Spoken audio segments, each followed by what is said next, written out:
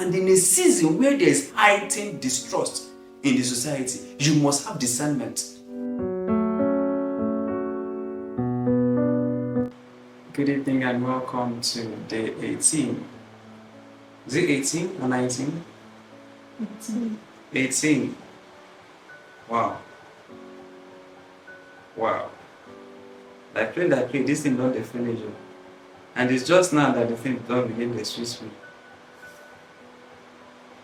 Well, this class has been transformational for quite a number of people. And eventually we will put out a call for people to send in their testimonials. Boqer School will soon be designing its website.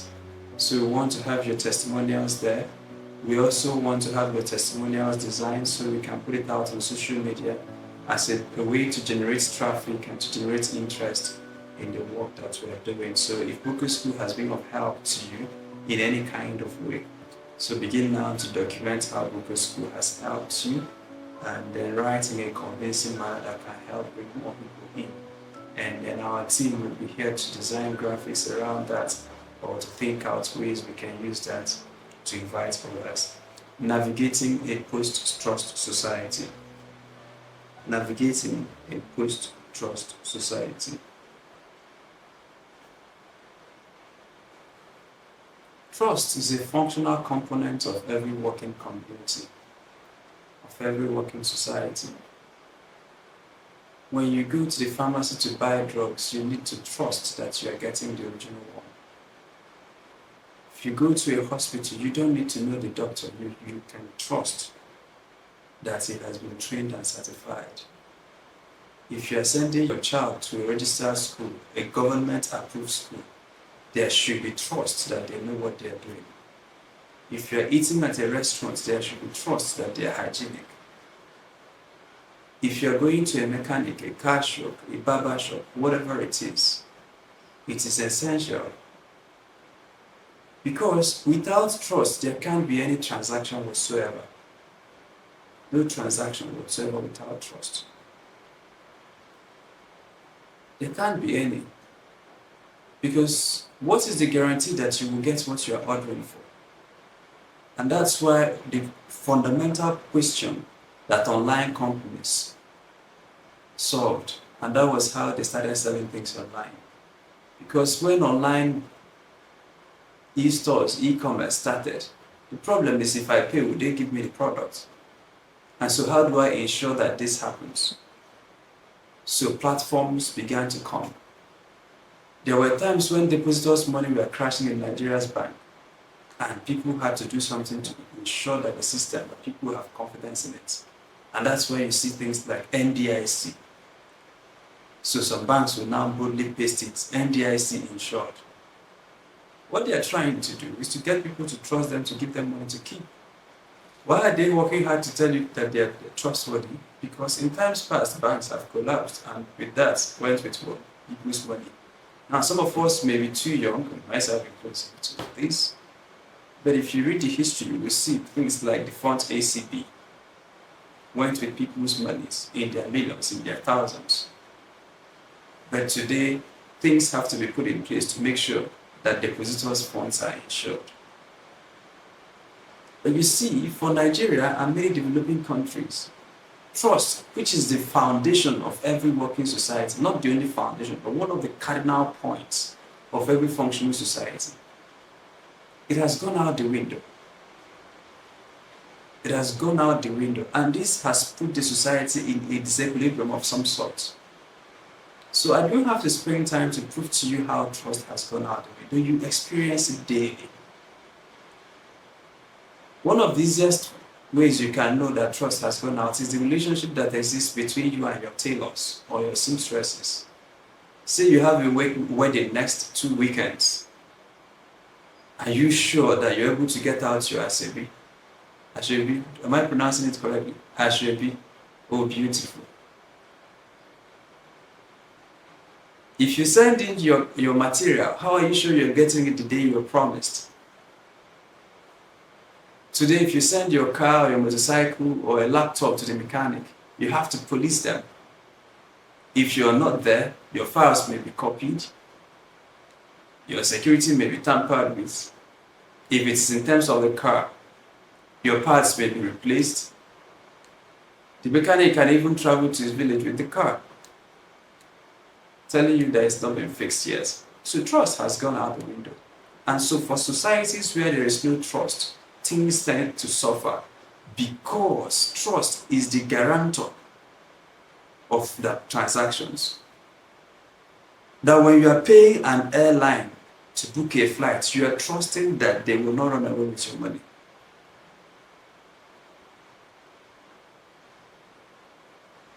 You are able to pay them sometimes a day, 2 days, 3 days, 3 weeks for international travel, sometimes 2 months, 4 months before you travel. Is because of trust. You enter an airplane, you sit down, you relax, you close your eyes, you sleep.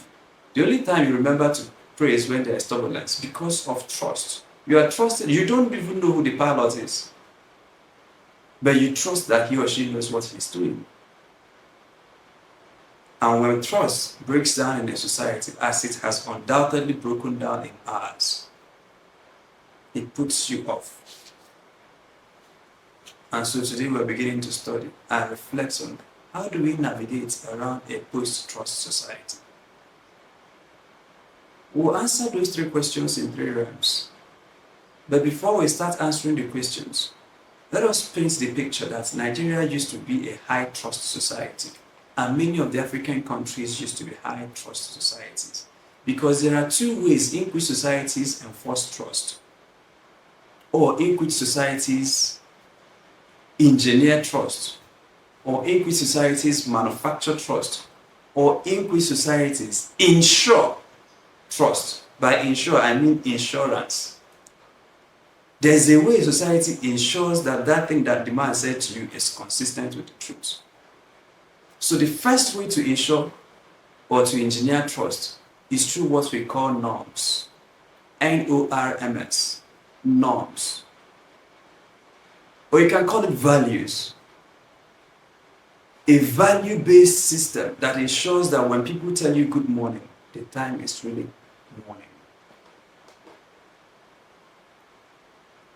The second way is through institutions.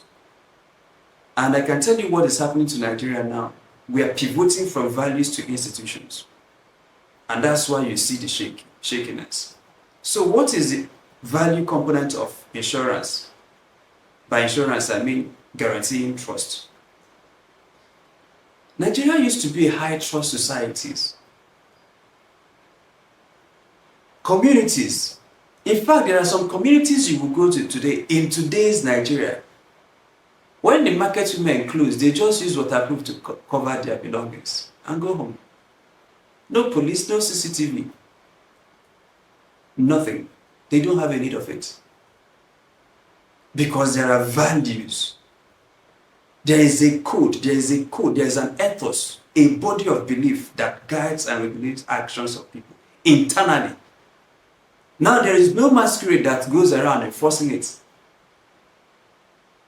But the people here, they are self-regulated because of something they believe. Internal regulation, values, norms. That's how societies guarantee trust. Usually there is something they fear. Perhaps a deity, perhaps God, or something they aspire to, or they have culture of honor, nobility, to say if this man says this word, the word is his yes, is his yes. Some of those societies still exist. They are no longer in the urban centers. They are in the remote areas. They are in the villages, but they still exist. They limited the interaction those societies have with the West or with development. They tend to retain those cultures and norms. But immediately they begin to mix up and begin to internalize or interact with the outside world. They tend to pick up values from the outside world that may not be consistent with their own values. Yes, they exchange, they get modernization, for instance. They may have faster phones now, they may have faster internets now, but in exchange, they've lost their values. Now, those women that used to cover their wares, no, you don't have to lock up shop. Nobody is paying any security people. In cities where those trusts are not there, you now replace them with CCTVs. You now replace them with police. You now replace them with institutions. Let's stay on norms a little bit. Because when people see what is happening in Nigeria and in many parts of Africa, they tend to lose hope. They lose hope because they don't know our history.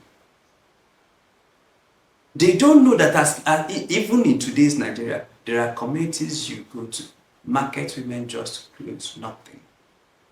And they've done it for years.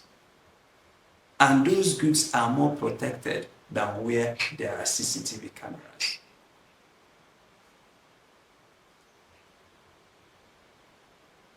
High trust societies can be a function of shared values, norms, and usually a loyalty to God. It might not be the God of heaven. I recommend the God of heaven, but sometimes it might be another. There are societies, they are not afraid of God, but they have this ethics. For instance, in Japan, where when someone says, I will do this, he feels so bad, sometimes to the point of taking their lives when they don't do it. So you will see Japanese take a loan, and they'll tell you they pay in 3 days. And after 3 days, he is not able to pay. He takes a knife, rips his bowels open, he's committed suicide. We don't recommend that. But you see how they value their words. In Nigeria, and I'm a victim of this, and I've also victimized others too. You will see the person post something on status update. Okay, where is my money? There's one I saw. The person just went and screen grabbed the status update of someone that is owing him, and then reposted it on his own status. Say, you're owing me and you are going clubbing. Okay, pay me. Pay me. That shows you that the society, they don't value honor. They don't value it. And I'm not going to come here to pretend that these things don't affect us. It affects us in one way or the other. We have been victims of it, and then in some other times we have given people our words and we did not live up to them.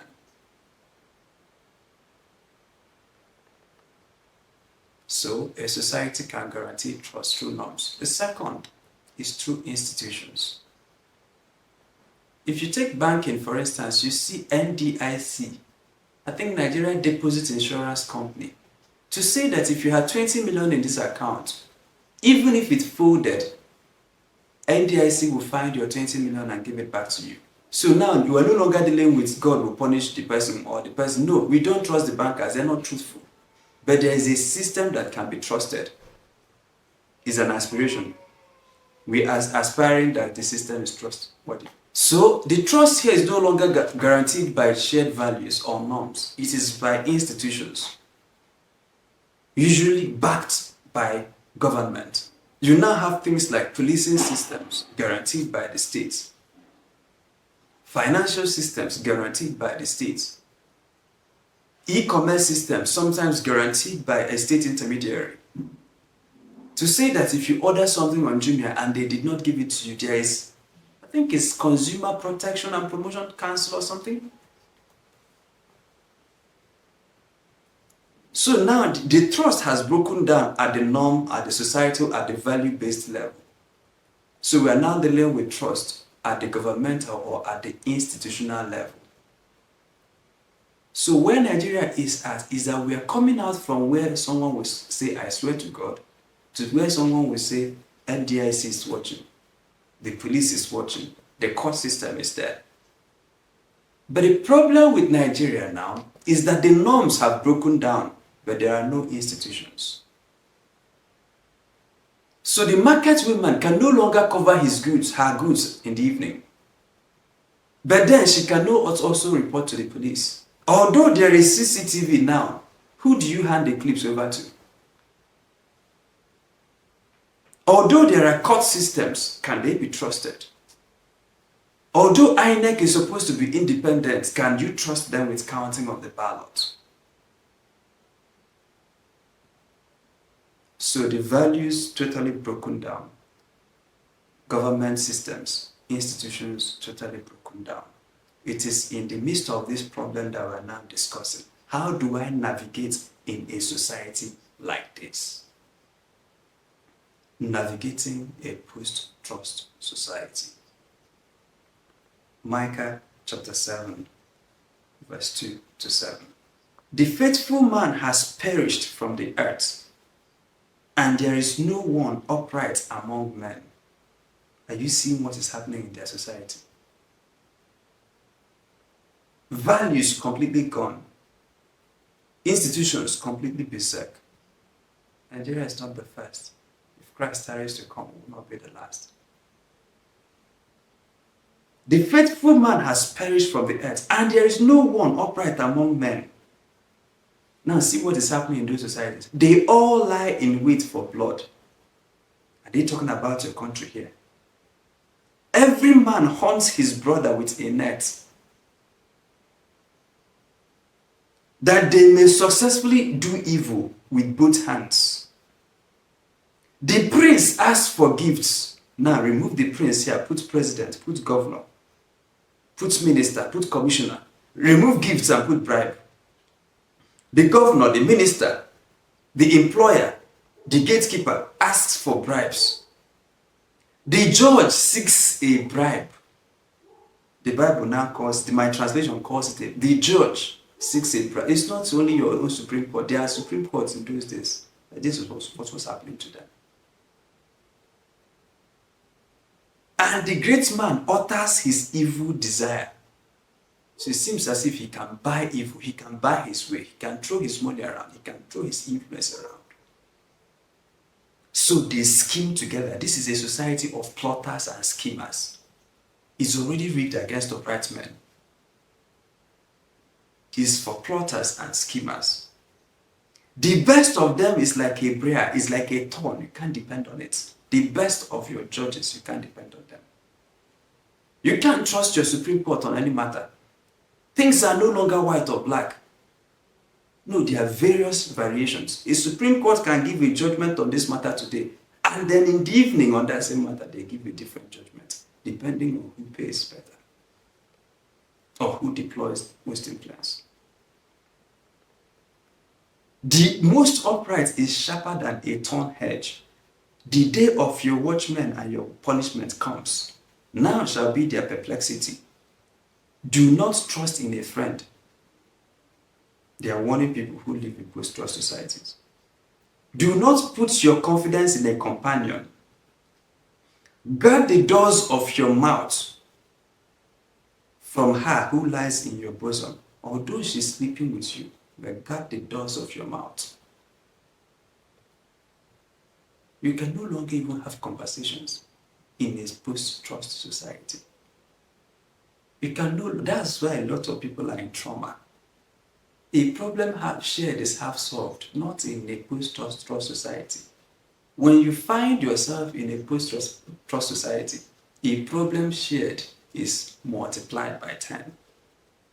Because you will see yourself on a KG block. You will see subs. Pray that you don't quarrel with the person. They will bring your receipts. Guard the doors of your mouth. The stories are there of businesses. Oh, this is the business contract I'm pursuing the state of the person undercuts you, takes it for himself. For son dishonors father. Even parents to child relationship is now problematic. Daughters rise against her mother. Daughter-in-law against mother-in-law. No trust. A man's enemies now are no longer outside. See what verse 6 says. A man's enemies are the men of his own household.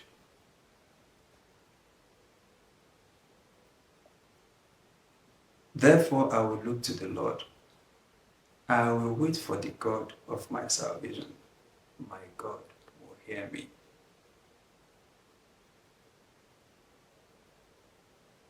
I want to say something, but I want to read another scripture so that what I will say will be on the strength of the scripture.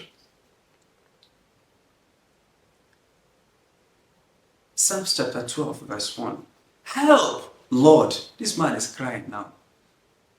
For the godly man ceases, for the faithful disappear from among the sons of men. Maybe he gave someone money to buy a car for him. And after 2 weeks, no car, no money. Help, Lord. For the godly man ceases. The first help you can get in a post-trust society is God. In terms of Micah, after reading out what you cannot do, he says, therefore I will look to the Lord. Micah chapter 2, verse 7. David encountered the same problem in Psalms 12. Help, Lord. Anytime godly man sees, if you want to breathe it alone, you will suffer. Heartache, problems, trauma. You will be wounded on all sides. And because you don't cry out to the Lord, you are crying to yourself. Now people can use alcohol, things to numb the pain. People can actually become wicked. You remember when the woman says, "Oh, king, help me." I said, "How can I help you?" Say, "I had an agreement with this woman yesterday that I will eat my own child today. So we kill the child, butchered it, put it in a pot, eat." Nigeria has not gotten to that level.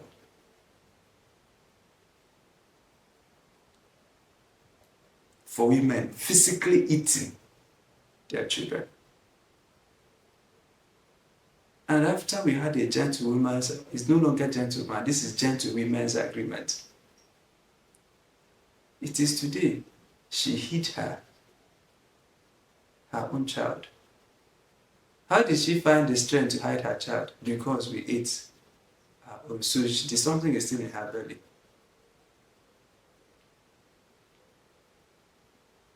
So she's now crying out. The first antidote is to have someone you can cry to.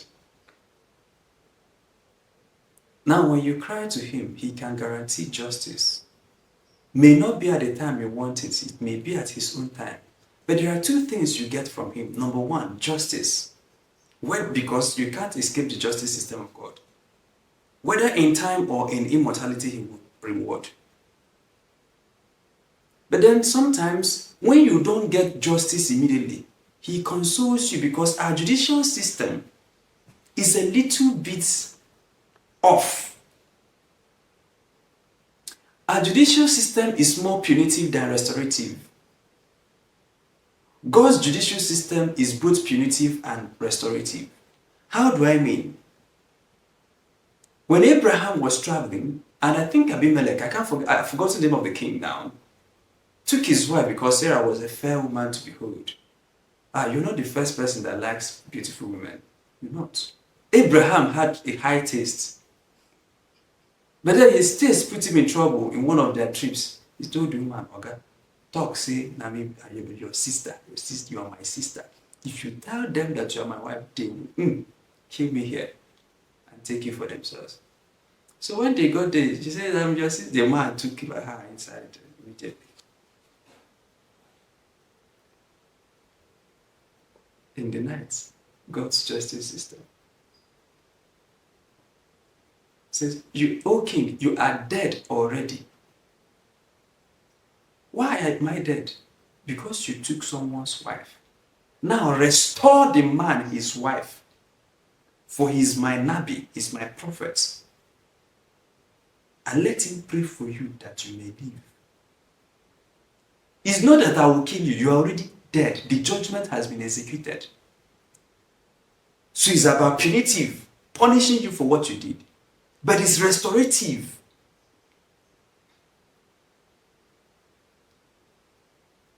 So many times, the focus of world judicial system is punitive.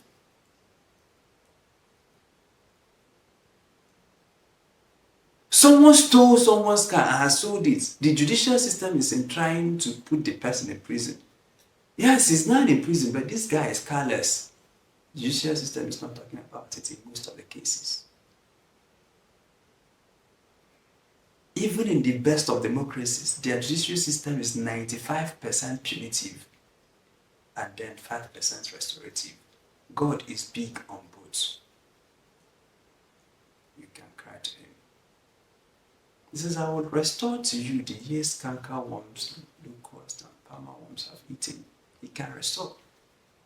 Another place says, I will restore your years. He can restore what you've lost. But even if he chooses not to restore, he can give you the grace to go through that season. Although this thing is painful and you still see the man walking around, but there is a certain grace you have in your heart to forgive that no longer keeps you awake at night. That what you lost is one. If you don't take time, you can multiply the losses. You've already lost the money. If you don't take time, you will lose more. You will now lose your peace in addition to the money. And so God can restore peace. Can also restore what you lost. But he's warning you, don't put your confidence. Don't ever put yourself in a place where you'll be betrayed. Don't put yourself in that position. Understand what is going on. Protect yourself. And he will suggest ways to do that. So let us go to Jeremiah. Jeremiah chapter 32 verse 6. So there are 3 strategies for navigating a post-war society. Number 1 is utter dependence on God. Number 2, Jeremiah 32. We're going to start from verse 6. No, I want to read these scriptures from another translation. Permit me to read from the Living Bible, TLB. So, Jeremiah 32 verse 6, TLB says, Then this message from the Lord came to Jeremiah. Your cousin Hanamel, son of Shalom, will soon arrive to ask you to buy the farm he owns in Anatoth. The man is in prison, Jeremiah, on the account of his prophecy. For by law, you have a chance to buy it before it is offered to anyone else. There are some communities that still do it today. They don't sell their lands to strangers. They first sell to their siblings. But if their siblings say, no, I don't want to buy, they can now sell to strangers. It is what is happening here. So Hanamel came, as the Lord has said he would, and visited me in the prison. Buy my field in Anatoth in the land of Benjamin, he said. For the Lord gives you the first right to purchase it. Then I knew for sure that the message I had was really from the Lord. So he didn't know, he wasn't sure. In next one of the classes, when we're discussing Jeremiah, we will tell you why he's not sure that it was God that was speaking to him. So I bought the field, paying an Hanamel 17 pieces of silver. I signed and sealed the deed of purchase before witnesses, weighed out the silver and paid him. So he signed, sealed, had witnesses before he paid. Follow that trajectory. There was a signing, there was an understanding, but the understanding was written, and it was signed, it was sealed in the presence of witnesses before he sent the money. Then I took the sealed deed containing the terms and conditions, and also the unsealed copy. So he made 2 copies. Call it photocopy. And publicly in the presence of my cousin Hanamel and the witnesses who had signed the deed. And as the prison guards watched, I remember I mentioned to you that this guy was in prison. I handed the papers to Baruch, son of Neriah, who was the son of Messiah. And I said to him as they all listened, the Lord God of Israel says, take both this sealed deed and the copy and put them into a pottery jar to preserve them for a long time. For the Lord God of Israel says, in the future, these papers will be valuable. Someday, people will again own property here in this country and will be buying and selling houses and vineyards and fields. Guess who told him to sign the deed? God.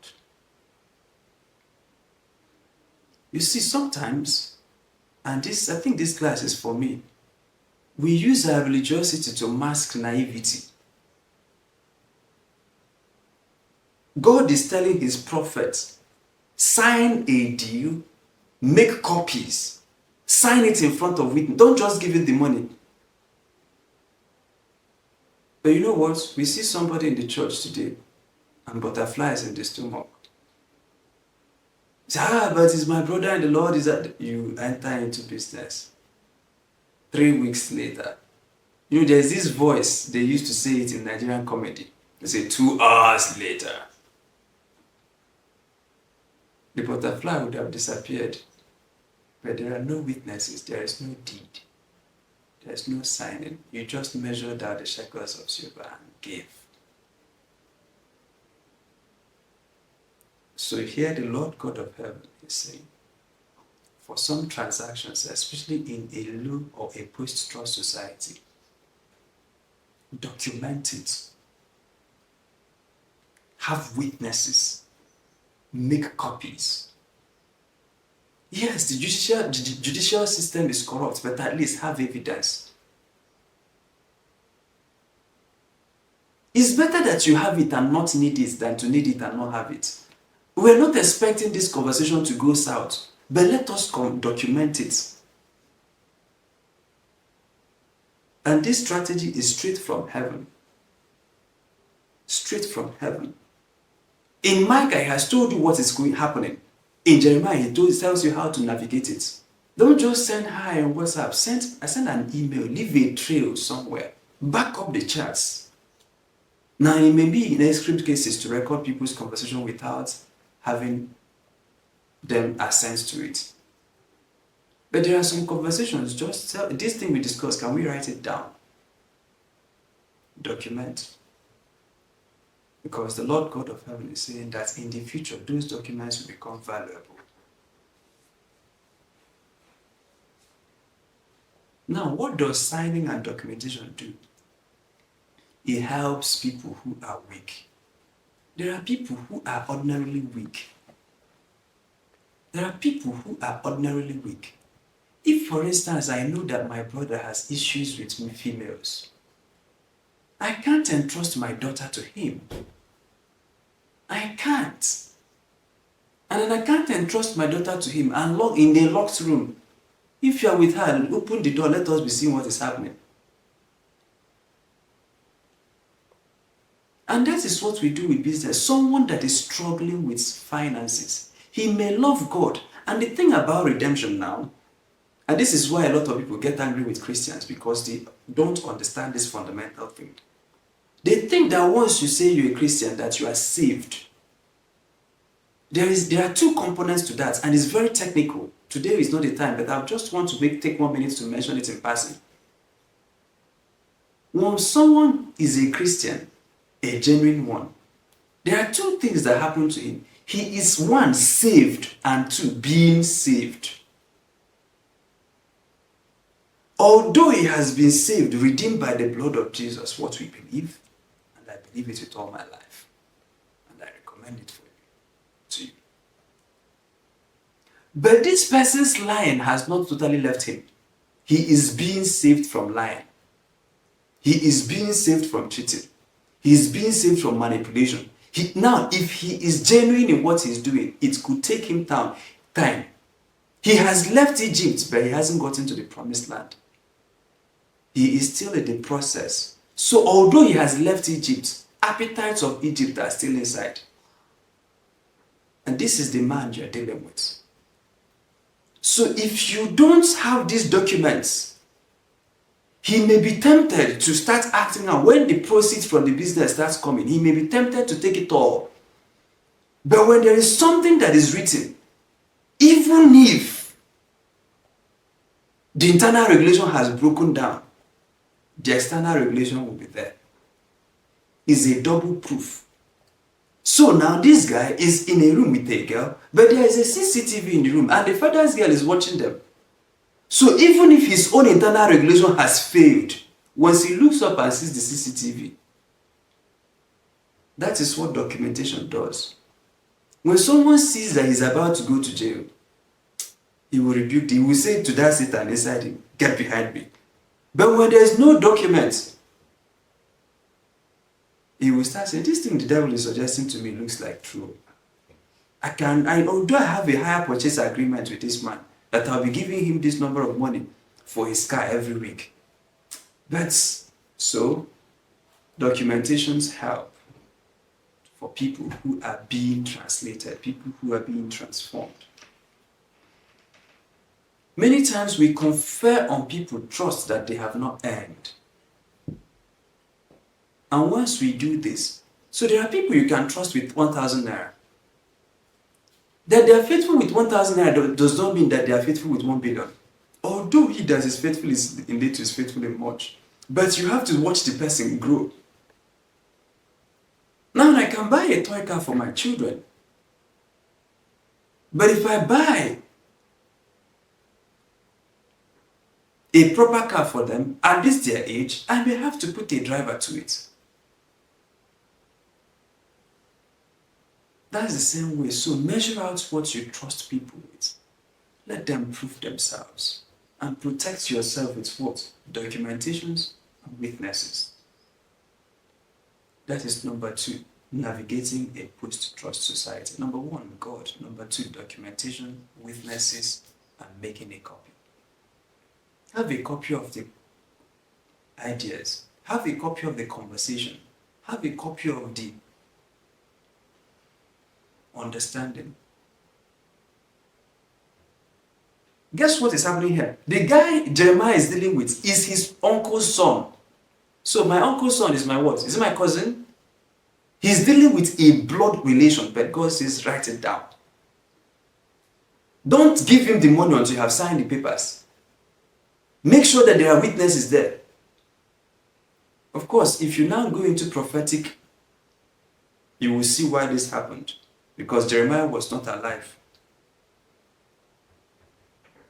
Eventually, he died before this prophecy came to pass. So it was the documents after him that would show the children, okay, this is my father's property.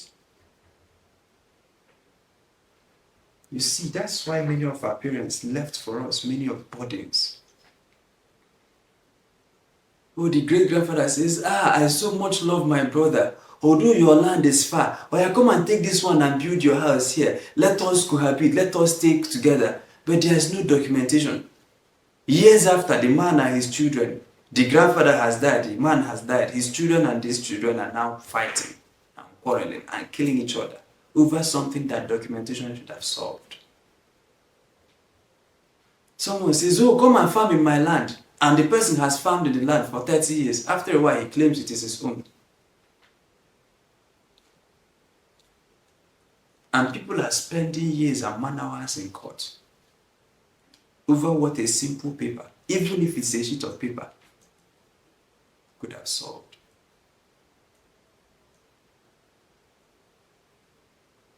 If a blood relation is not exempted from this, in the case of Jeremiah, now know who you make exemptions for. We will get to the case of exemptions, but know who you make exemptions for.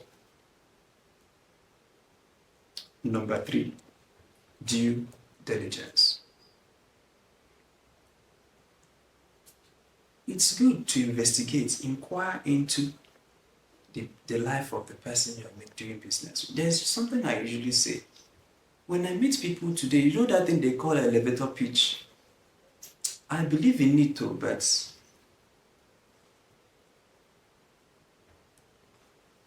there's someone who will meet you today and he's telling you to invest in his business today.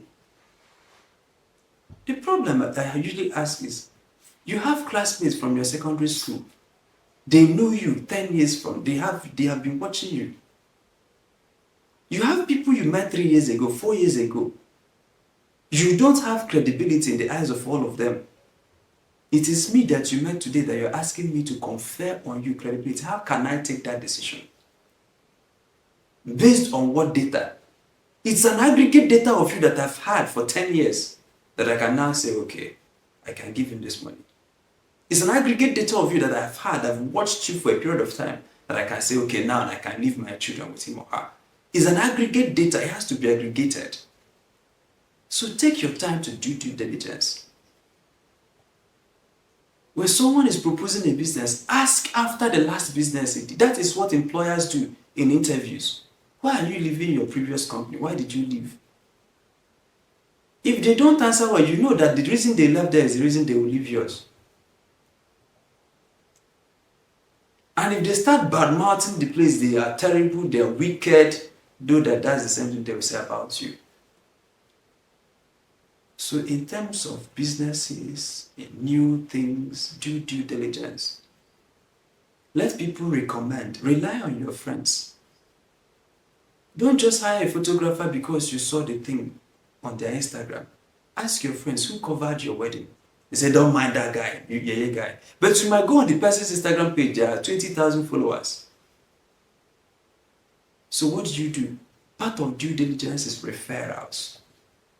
Let people who have experienced this person tell you something about them and become the person that someone else can refer. Become that person that someone else can recommend.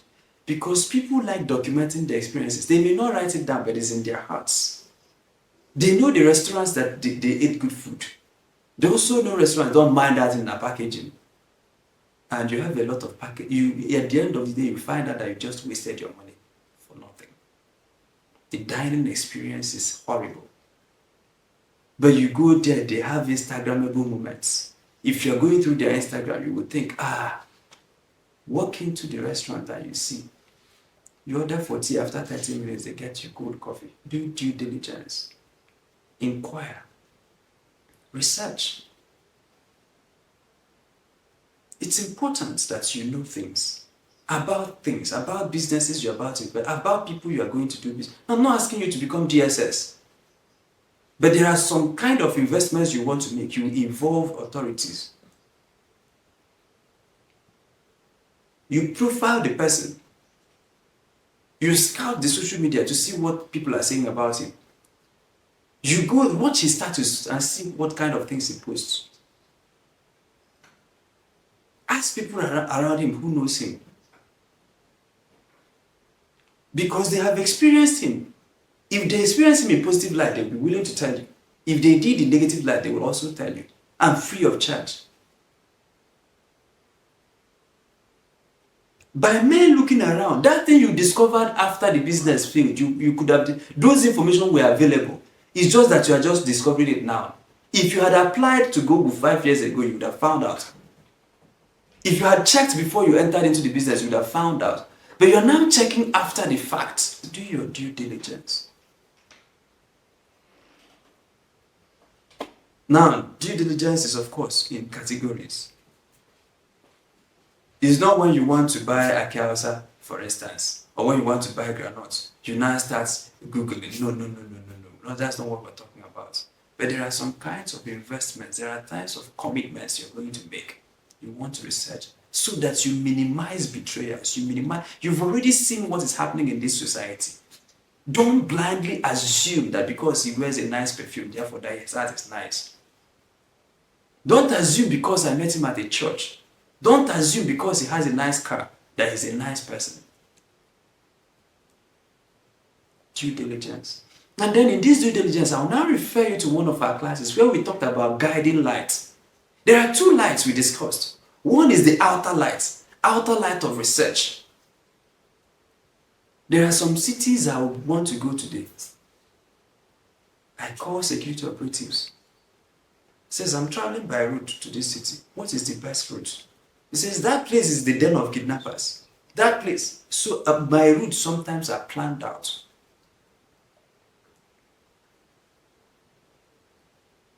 Now, if I want to go and barb my shape, I have a haircut, I won't be looking for security. But if I have people in government that have access, that knows this because they read security briefings, so they can tell me where to go to. Sometimes I don't mind driving 2 hours longer, just so that I can be on the safest route. That one is called outer light of research. There are things in the so don't walk into that place blindly. Yes, you are going to this place, but there are better routes. Ask the people around, what is the best route? Sometimes it could be roads. The one Google will tell you is bad. Google, of course, Google Maps in Nigeria, you know now. It can lead you to a route that is bad. It is shorter, but your shock absorber will hear it. The bushings and the camber of your car will hear it. If you had done due diligence, you would have known But now you are now in the pothole. It's now that you are finding out what you could have found out 20 minutes before the journey. That's how so many people get kidnapped, run into problems. Things they could have known. What is the security situation in this village? Don't say, oh, they invited me for a funeral. Ask questions. There's a community I visited that community. It's close to the community of a governor, a sitting governor as at then. I visited 2 years earlier. So the next time I was visiting, with all boldness, and when I came into the community again, I noticed that life was not so moving fast again. The people were moving, but it was slower. And I said, what happened? This place is slower. They say, unknown government. I say, is that it? I say, this unknown government taking over. I say, oh, you say people have run away. That would tell me that I'll spend more time in the hotel room than outside. That's outer light. Outer light. There are things you can just know by researching, by asking questions, by being interested, by planning ahead of time. There are things you can know about people by Google. As I'm speaking now, go to ChatGPT and type, who is Chima Christian? There's something they will tell you. And some people whose names are prominent, you can find out something on Google. But we have all kinds of Google.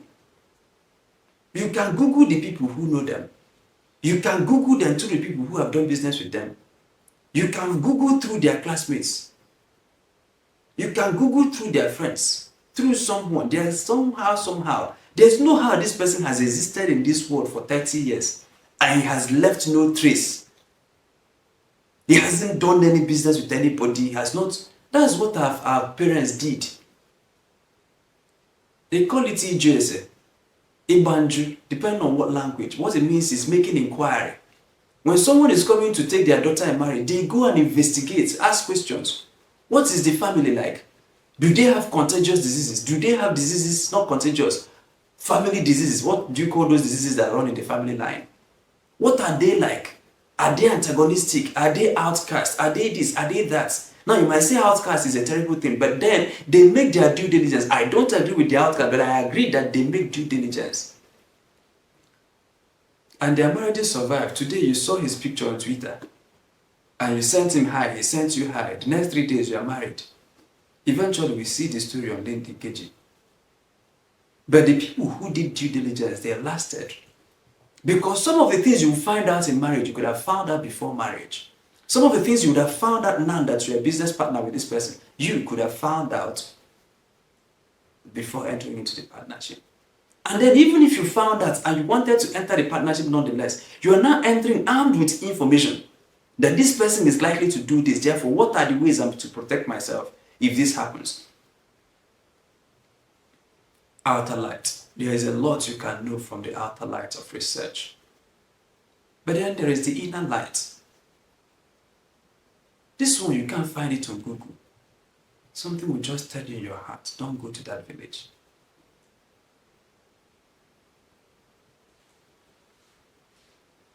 I remember when I don't remember how old, it was quite a number of years now. I used to ride motorcycle. I'm from Nnewi. We are motorcycle people. Nnewi is in Anambra State. So I had one then. And I used to ride from Nnewi to Oka. Almost every weekend. And the day before, on Thursdays, I fill my tank. But the Thursday before the Friday, I started feeling uneasy about that trip. I started feeling uneasy. I didn't want to go. And the people around me will know that one of the ways God has helped me is in the area of discipline. I said, this is laziness. I must go. I was feeling uneasy. I can't put my finger to it, but I didn't want to go. But I felt it was laziness. So I said, I will go. I prepared everything to go. You may not believe this. You may not believe this. You may not believe this. And I'm not asking you to believe. I took my money, went to the petrol station, filled the tank. In the evening on a Thursday. Friday morning, I woke up. I didn't want to go anywhere. But I said I must go. I've given them my word that I'm coming. I was feeling so, I dragged myself to take my bid. Everything was a drag. And I was not lazy and I was not weak. I rested well. Only to turn on the motorbike, there was not one single drop of fuel in the tank. I bought this flour. Now, for me, it was an act of God. Now, you may have said, do you know, maybe one pipe was leaking, or maybe you could have rational explanations. That's fine. For me, I now knew that, Oga, you can't make this trip. If you asked me, I would have told you that something awful might have happened to me if I had made that trip. That one, there's no way you can, it's not research. This one is inner light. There are people, the day they went out and broke it, they said, something told me. Is that something that is telling you, I'm asking you, pay attention to that something? It's actually not something, it's somebody. It's just because we have not developed the capacity to hear that somebody. It's when you have encountered a loss. Oh, something too, I knew it. You knew, you didn't know. If you knew it, you wouldn't be in trouble. Sometimes this inner light can be so accurate that we know the seat number we're going to sit in a plane. It can be so accurate we know what bus to enter. It can be so accurate we know what dates to travel. It can be so accurate we know what calls to pick. It can be so accurate we know who is about to call us now. And some of you experience this. You think about somebody and he calls you immediately. So sometimes when a call is coming, I know what they're about to say.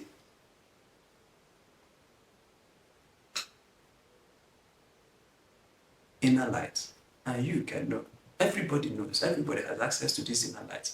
If you pay attention to it, start studying how it operates. Start obeying that inner light. You will gain more confidence in it. So sometimes your inner lights might tell you, don't enter that business, don't buy that shares, don't buy that land. Every paper is accurate. I say, don't buy that car. Don't give that guy money. Don't pay him. There are people without, once the inner light says go, there's no need wasting our time with extra outer light. We can pay you 100% upfront because the inner light says go. Because this inner light doesn't get wrong. It's only when you misread it. So what if my inner light is wrong? It can't be wrong. You can only be the one that is wrong. And let me say this because we are discussing inner light. If you want to use inner light to process an information, just know that inner light does not work with emotions. Emotion is the best way to betray yourself. That thing you will hear is not inner light again. You are hearing the sound of your own voice. Because you are emotional. Once you love something, so for instance, that inner light is called perception. It's called discernment. And in a season where there is heightened distrust in the society, you must have discernment. Because everything about a person might check off. Their statement of account might check off. Like I went on YouTube. I was watching a video. And one person came and made comments. And that comment the person made has 799 sub-comments. So I went and started reading the sub-comments. I said, this is manufactured. This is. So what people do is that they pay people, so they go to a high-grossing YouTube video and make a comment. And they have a large army of people who are making similar comments. Sometimes they are posting exactly the same thing, or you're just changing it. A video that is doing well, and someone will come and say, I made money. And then another person will ask him, give us the cocoa now. The person says, it's Chima Christian now. Another person will say, Chima Christian, I attended his conference in 2017. And before you know it, there are build-up of 50 comments leading you on to now go to Google to search Chima Christian. And once you put Chima Christian on Google, there's a website waiting for you. Guess what the website is asking you to do? To invest $2,000. So people can arrange things. You don't know the extent people go to manufacture things. The first time I was trying to do a masterclass, I went to do the masterclass. So I went to ask someone who I know was good. I thought the person was good in master because I've seen him posting stuff. So I said, this is a veteran. Let me go and ask him, how do you host successful master classes? The things he told me. That was the last time I spoke with the person. He says, you can use another WhatsApp to chat to yourself and make a screenshot of it. This was years ago. Today, there is an app that you can put on WhatsApp. It can generate conversation. And they're saying you see one happy customer. They're the ones chatting themselves up and posting it as a customer review. And they post it, they can even make voice, they can call their friends to do fake orders and do reviews. And so if you go there, you see orders, you see reviews, it's a fake thing. It's only when you have put your money that you realize it. So those ones, people can be so deceptive. They know where you will look. They know what you will look. They know usually what you check out. So they cover those in a high dysfunctional society. People can go the extra mile to claim a trust that they don't earn. People can be, what they do is to delete every negative comment on their post. It's a scam page. They are scamming people, but once you post it's a scam, they delete it immediately. And then they manufacture good comments. They can create multiple accounts, use it to be commenting under their post. And you say, okay, this person has bought the bag, and the person posts pictures. Thank you for this bag. I like it. And then you send money for bag. 3 years after, no bag, no money. That's why you need inner light. So we're saying that inner light, perception and discernment, you need it now. You need it now. You need it more. Now, when you go to a society that trust is working, you don't have to be on guard, but today you have to be. You need discernment. But discernment does not work with emotions. Once you have a particular emotional attachment, your discernment shuts down. For instance, there is a way you love a person, honor a person, it shuts down your discernment. As a way you start feeling towards somebody, you will not even notice the red flags, let alone ignoring them. It's only when that sensation has disappeared that, no wonder you begin to notice what you overlooked.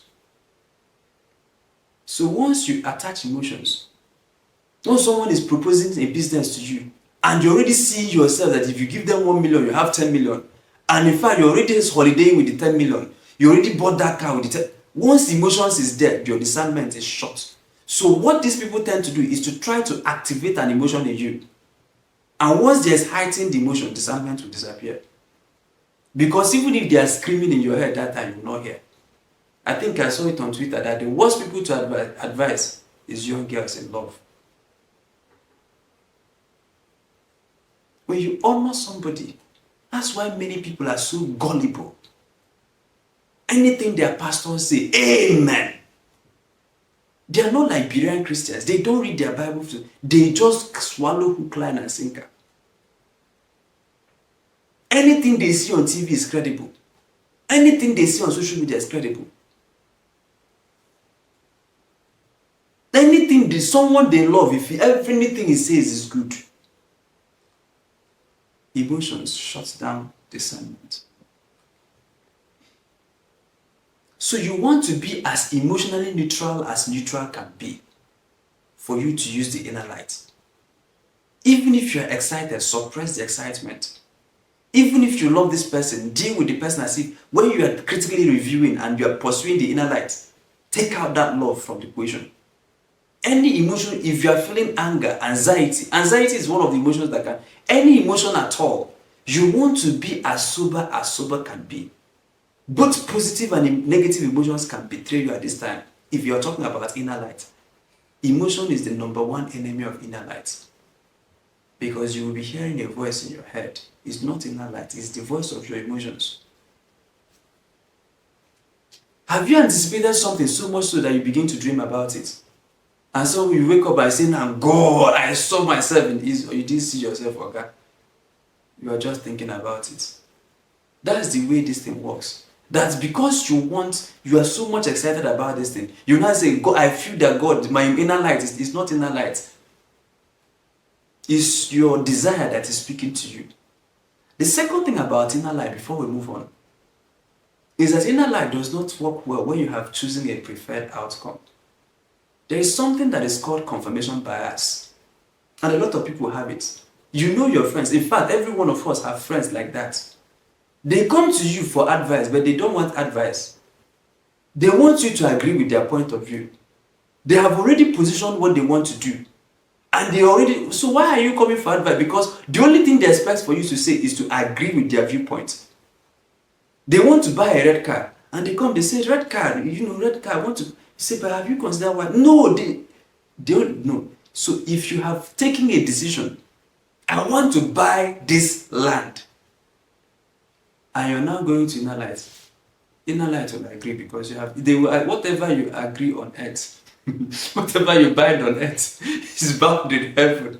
Whatever you lose on earth is also. So since you have agreed you want to buy a red car, no wahala, your inner light will say, it's not inner light by the way, but you would think it's inner light that say red car. It's until you buy it you find out there is no engine. But by then you have been dispossessed of your money, because the Bible says that a fool and his money are easily separated. People who take decisions before they have enough data to take the decision. I see people ask me questions, Chima, what do you think about this? I say, I don't have enough information on this subject to have an informed opinion on it. That's why if there are 100 trending issues in a month, I may be able to comment on only 2 or 3, because it takes me time to arrive at a conclusion. It takes time. I need to read about it. I need to think about it. I need to reflect about it. I need to say, this thing I'm thinking about this, how did I get this thought? I'll now find out, I had it on TV. So what if you had it on TV, and so what? Don't illiterates go on TV? So I will think again. Okay, this is it. And now, not that I don't make mistakes, but when I subject a matter, there are matters I have thought about for 10 years. There are public policy issues I've thought that I don't have an opinion on them. They have been on my mind 10 years. Now, that's not the only thing I think about every day. But I keep reading, anytime I'm thinking about it. There were issues, it was just as recent as last year, after 10 years that I got a closure on them. I now know what I believe. Now, if I've reviewed a matter for 10 years and formed an opinion on it, you need to be sure of what you are saying before you can convince me. Because I've read all the pros, I've read all the cons. And I've reviewed my own belief. This my belief, is it anchored on something substantial? But many people don't have the information needed to make a decision. They have made the decision and they're approaching the inner light. You don't have enough information to love this person, but you have loved him already. And you've agreed that you want to marry him. And then you're now coming to inner light. You would think that the inner light will say go ahead. Even if he says don't go, you will hear go. If he says don't go, you will remove the don't and hear the go. Because you've taken a decision. So anytime you've taken a decision on a matter that you don't have the data to take a decision on, don't approach inner light. It will be right. Whatever you hear is not God's voice, it's your own. It's the voice of your decision. So, what if you have a preferred outcome? Now, if you have the data to have a preferred outcome, so someone is proposing a business and you have agreed you want to invest in this guy. You already want to invest, you already want to give him, you have decided how much you will even give him. And you are now checking your heart. Let me see what my heart will say. And usually that thing you want to do is for a reason that comes back to you. Is either for maybe satisfaction, emotional satisfaction, or maybe there is a prospect. There is something you hope to gain from that. You have taken a decision because there is a profit or a prospect of profit. Might not be material profit, might be intrinsic profit, might be the reward you get from helping someone. But already you have seen how these things situates with your own life and what you stand to gain. In that kind of situation, what you want to do is to be prepared for any outcome. I like this vehicle, but if the inner light says no, I'll take no. Prepare to take any action. I like this guy, but if my inner light says no, no it is. I like to take this offer, but if my inner light says no, no it is. I was so sad that I was sad. I had what I wanted the inner light to say, but the inner light had something else to say. And after mourning my loss, I followed the inner light. And it always guides me to safety. Tame your lusts, tame your appetites. Many people that get scammed and defrauded is because of appetites lost. They already have an end point and they are pursuing it. There's a picture ahead of them. There's a carrot before them. And they're trying to eat the carrot. There is a worm. They will see, they are like a fish in water. Once they see worm, they don't investigate. It's already when they have swallowed it that they find out that there is hook inside it. Due diligence. But inner light is not about people who go around suspecting any and everybody. Those people, that's the proof that you don't have discernment. People, anything you say is suspect. They are suspicious people. They are going around suspecting everybody. They are doing that because they don't have discernment. You don't have to. You will just know. You will just know. You won't know how you know, but you know. You just know who to trust. It may be the person you met today, but you know what to do. Then the person you will reject might be someone you have met for far too longer. They say, this person I met at a conference, for this person to pay this amount of money to come to this kind of conference, it means that he's serious about life. And the inner light says no.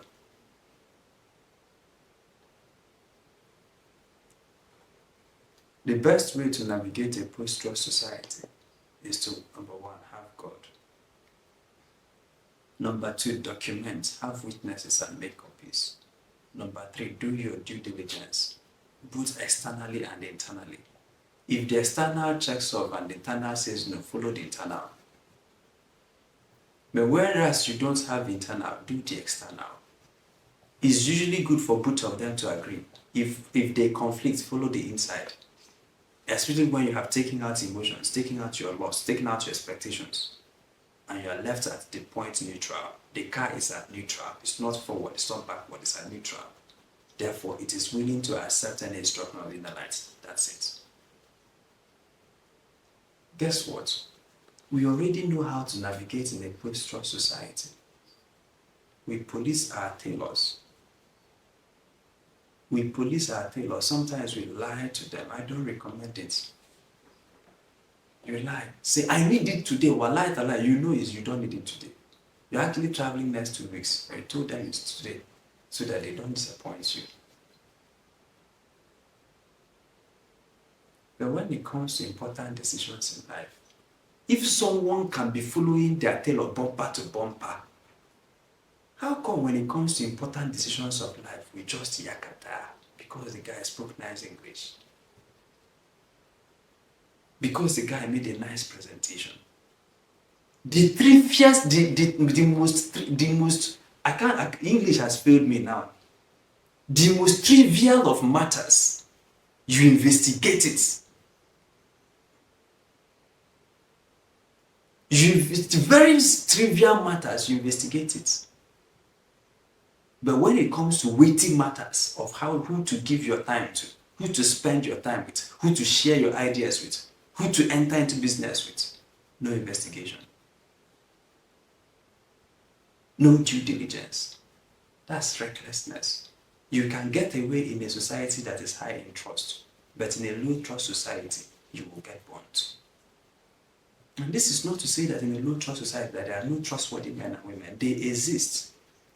But many times, there are no institutions, there are no norms, no values. The value system has broken down.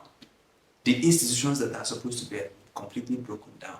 It's as if you are now left to be your own DSS, to be your own police, to be your own investigative journalist. And that is what you have to do in a post-trust society. Thank you so very much. If there are comments, questions, I would love to review them. The bias in antenna fade the name that the ear that hears is not the outer one, that is internal. My goal and my belief is that these things, it may not be today that we need it, It may be 2 years from now, maybe 3 years from now. It may be when you are now the leader. But I believe that we are more circumspect to really understand and fully appreciate the kind of society we live in, the rot in the system, and to also have biblical strategies to protect ourselves from that. God has made, and God knows that you will be in Nigeria at this time. And He made ample provision so that you don't enter into losses that are avoidable. God knew that a time like this will come in a country like this, and that someone like you will be born into this country where everyone wants to obtain. Look at what it says in the book of Micah. Where the faithful men have perished, rather. Where you can't even discuss with your friends without looking over your shoulder. Where you can't trust your uncle's son.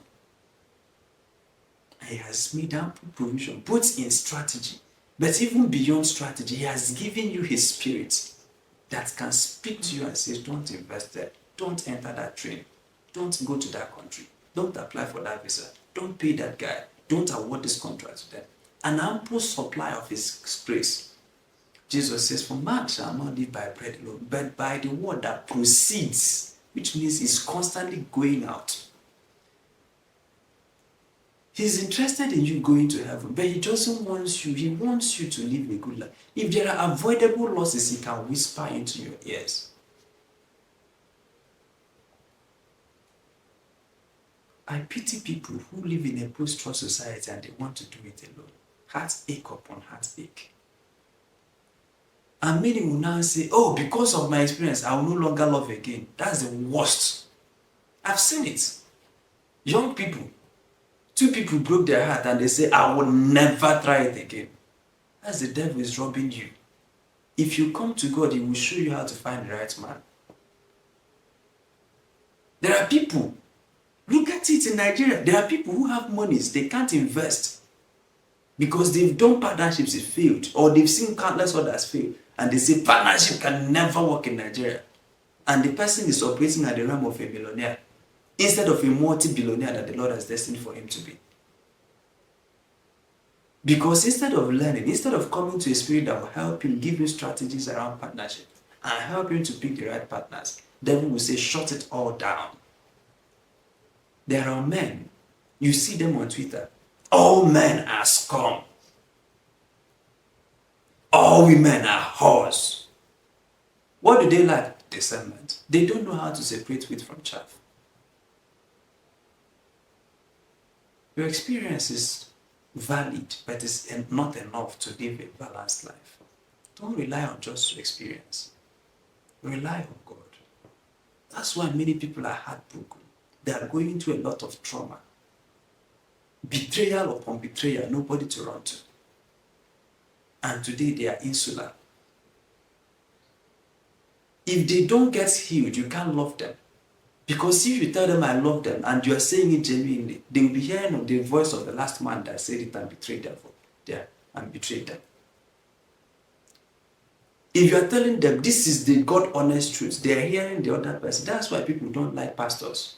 Because they don't have discernment. Because they've been defrauded by a pastor before. Now they now say all pastors are the same. That's low level. If you find yourself generalizing, that's low level discernment. Your discernment is as little as that of a child, is even better.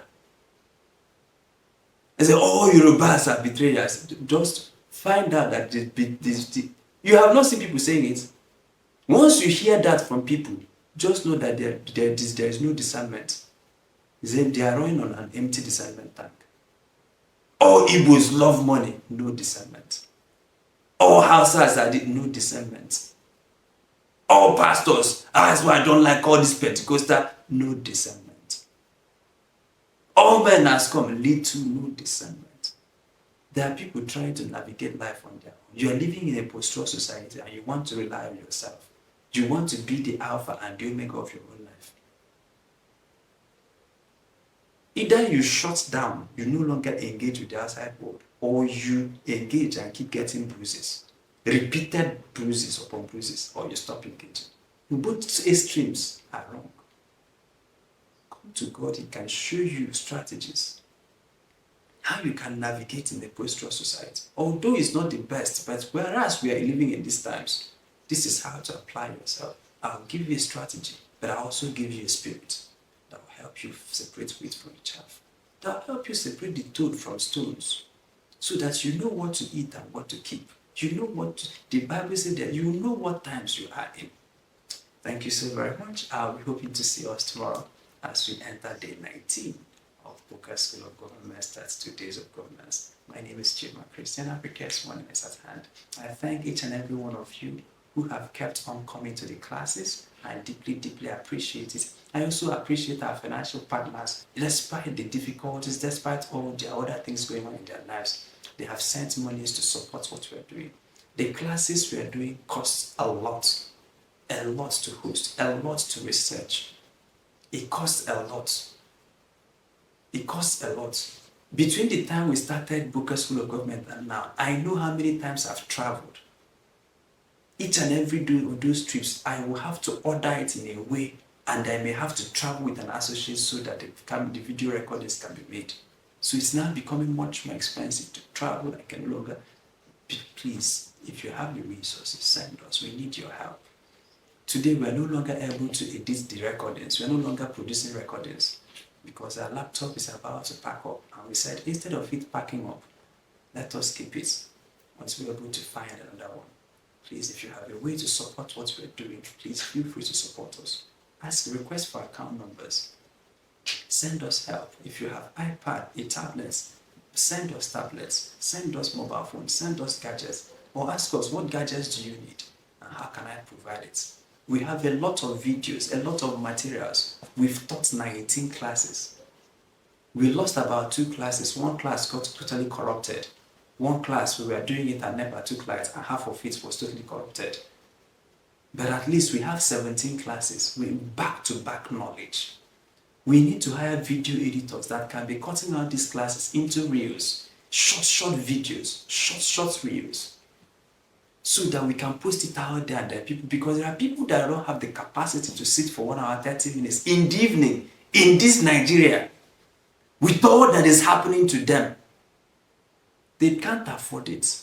But if you compress this 2 minutes, 3 minutes, and we have a lot of those things, we have gold mine of information here. But we need help to buy laptops and hire editors to start producing reels, content that will help people. What we are teaching, we know that Nigeria needs it. We know that Africans need it. And they are hungry for it. But we'll have to. The Bible says, how can we go if we are not sent? Support what we are doing. Strengthen us. Strengthen us. Send money. There are interns working with us. Send even if it's stipends to take care of their monthly allowances, please. Or to take care of the basics of maintaining them. Find ways to support this. If you see something good, support it.